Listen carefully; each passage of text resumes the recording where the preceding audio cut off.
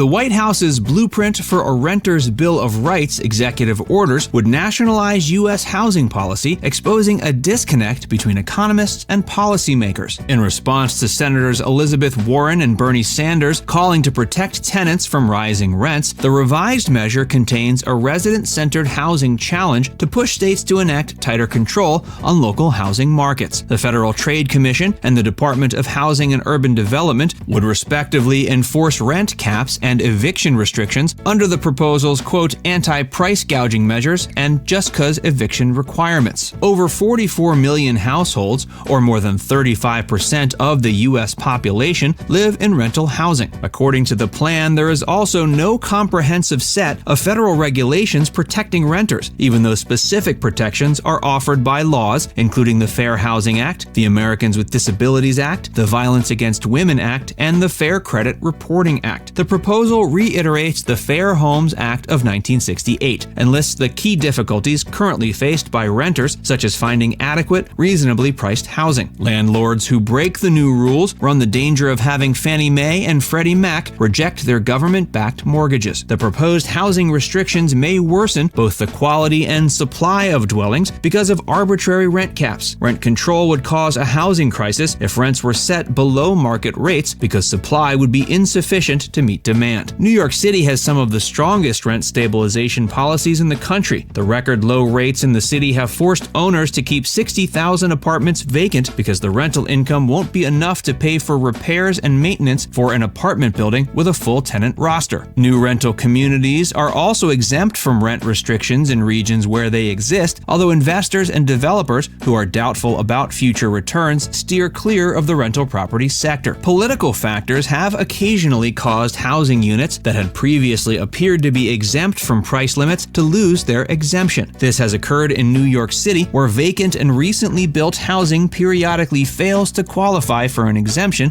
from rent control. Another is the effect of empty nesters. Once the children of the home grow up and move out, the parents who still live there have little incentive to downsize to a smaller home. The rent control laws in New York have substantially benefited the wealthy while creating an ongoing housing crisis for middle-class and low-income residents. For instance, actress Mia Farrow lived in an opulent property with a market rent of $15,000 for 20 years while paying $2,900 monthly for an apartment with 11 rooms and a view of Central Park. While Farrow's situation is only applicable to buildings built before 1947, the current rent stabilization legislation in New York City mandates that the base rent in newer buildings must remain the same upon move-in and that increases must not exceed 3.25%, which is half the current rate of inflation. Before we continue, be sure to give this video a like and subscribe to KABOOM if you haven't already. The science of economics also teaches us that rent controls lead to the removal of current supply, with New York serving as a prime example, according to economist Jay Parsons. Rent regulation may make multifamily landlords less willing to invest in maintenance and repairs, weakening the city's housing supply. In the 1960s, Assar Lindbeck, a notoriously critical Swedish economist, claimed that Sweden's rent control system appeared to be the most effective way to destroy a city, aside from bombing. Of the nearly 50 million rental properties in the United States, 20 million are owned by mom-and-pop landlords, commonly referred to as individual investor landlords. Rents increased by almost 26% nationwide in 2021, which made renting more challenging for tenants while also posing challenges for mom-and-pop landlords. The federal government temporarily barred evictions for unpaid rent during the pandemic, threatening this source of revenue. Many people rely on rent money to pay their mortgages, property taxes, and other maintenance requirements. The American Apartment Owners Association argues that this decision and President Biden's most recent proposed tenant protections are, quote, at the expense of landlords, despite the fact that the eviction restriction